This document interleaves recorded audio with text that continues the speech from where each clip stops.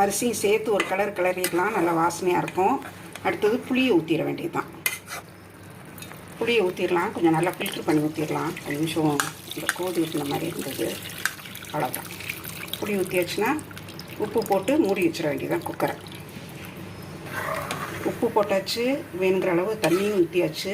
இது கொஞ்சம் குளம் தான் இருக்கும், அதனால் தண்ணி கொஞ்சம், அதாவது முங்குற அளவுக்கு கொஞ்சம் கூடவே ஊற்றி வச்சிடலாம்.